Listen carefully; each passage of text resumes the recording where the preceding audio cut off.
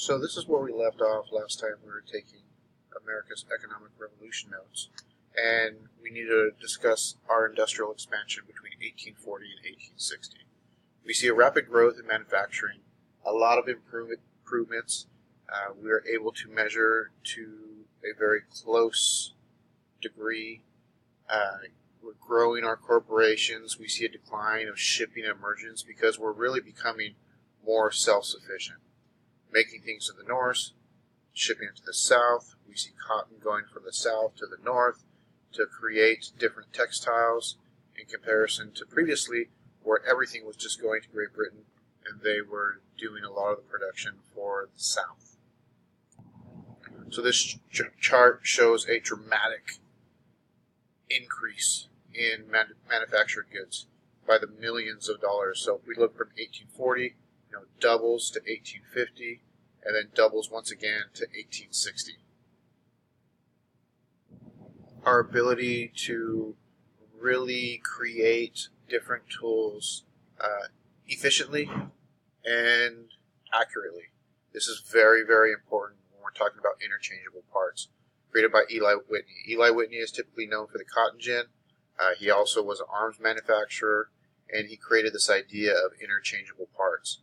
And the only reason you can have interchangeable parts is if you have a very close degree of measurement to make these work. Because prior to interchangeable parts, everything had to be manufactured individually, which requires a lot more labor, a lot more time. We see an increase in coal production in Pennsylvania. So this coal is dug up here. It is used here. Therefore, we have the ability to create more steam power for industry. And also the railroad. We see a huge increase in patents at this time. Goodyear learns how to vulcanize rubber. So we're not talking really about tires here, but more for industrial purposes, industrial applications. So previously, when you would have a belt that would drive a machine, so instead now using a leather belt, you're now using a rubber belt. It's going to be much more efficient. It's not going to slip as much. Leather doesn't work that great for it. It works, don't get me wrong, but at the same time, rubber is a much better material to run your machinery. We see the sewing machine. So with the sewing machine, other people are able to manufacture their own clothing, their own textiles. Well, not the textiles themselves. So they'll buy the cloth, and then they can create their own clothing. This chart really shows Americans as innovators. So this is the number of patents that were given by the government to individuals. So if you're unfamiliar with a patent, basically you innovate, you create something that nobody else has before, you patent it, that way nobody can copy you. That way you can make some money off of it. So that's one key driving factor in capitalism, is to innovate, to create. And when you're able to innovate and create, you should be reaping the benefits from that. Otherwise, what's the drive to innovate in the first place?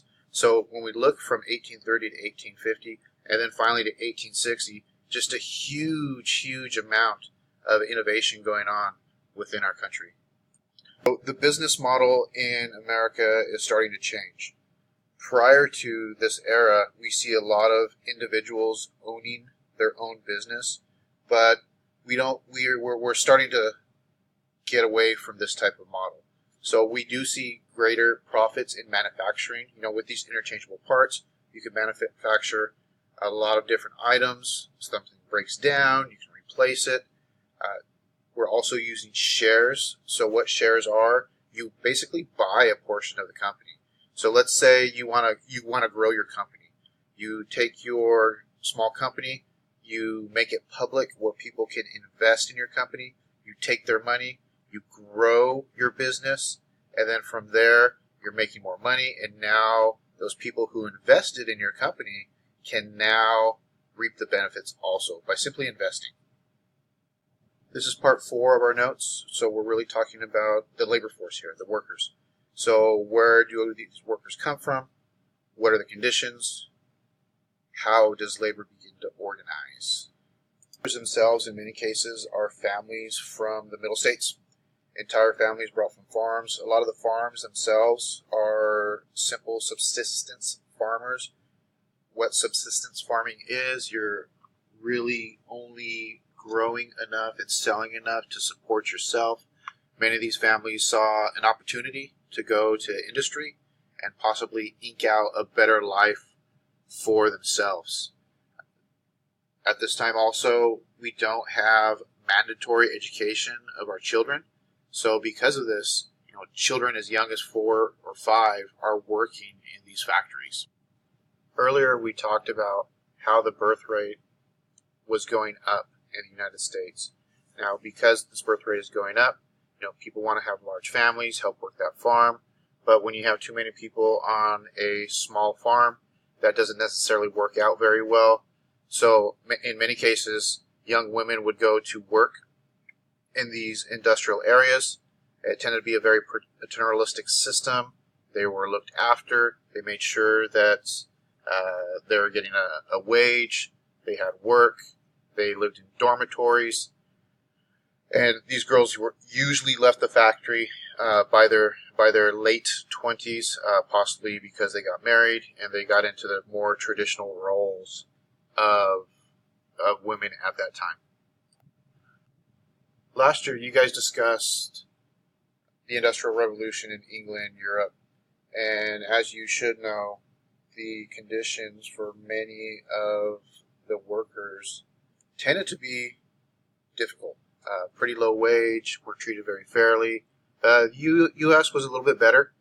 In many cases, families, parents with children, would work in the same factories. The Lowell girls, for example, these were a lot of young girls, teens all the way to late 20s. They were well fed, clothed. They lived in a dormitory. They made sure they were taken care of. The wages were low, but not bad for the era. And this was a whole town created just for these girls, for this factory, to make sure they had some protections. With capitalism, you always have competition. If you're not being competitive, you're not doing what you're supposed to be doing in business. You want to make sure you're always innovating, you're cutting your costs, you're doing whatever you can in order to be a competitive business person. You want a better product. In order to make a better product, you must innovate. So because of this competition, we see wages beginning to drop because they're trying to cut costs. Now, beyond natives, and remember, when I say natives, I mean WASPs, white Anglo-Saxon Protestant. I don't mean natives as in Native Americans. I want to make sure that you guys do realize that. So we do have an immigrant population coming in, very taken advantage of by employers. They can give them a low wage. They don't really care about their living conditions. They can go figure it out themselves. Some of these people refer to Shanty Irish. Shanty Irish, because they're living in shanty towns for the most part. Basically a one-room shack, and that's all they have. So by 1840, we have just Irish in many of our textile mills. And as we begin getting more and more immigrants, conditions just worsen. They can treat their employees much worse just because there's so many people willing to work in deplorable conditions. They increase the workday anywhere from 12 to 14 hours. They're paid by piecework, so how much you're actually making. It's not like it's an hourly wage. So you need to work harder, faster, in order to produce whatever you're making. The once clean, pristine dormitories where many of these laborers lived became unsanitary slums. The owners were no longer keeping this up. They didn't feel the need. The laborers didn't really have any power. If they complained about it, they'd get fired and somebody else would get hired within a couple hours because there was that many immigrants coming in that they could get away with this.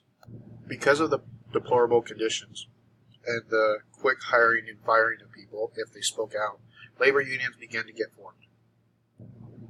Now, this is really the first instance of labor unions getting formed in our country, and they weren't very organized. So this initial attempt by the labor unions was pretty ineffective. However, some landmark cases were found, and this would be Commonwealth versus Hunt, which basically stated that labor unions were legal within the United States. Now that we're done with the notes, if you have any questions that you feel need to be answered or can add to the discussion, this is the time I want you to go ahead and create 3 questions that we can share as a class and have a discussion about this topic.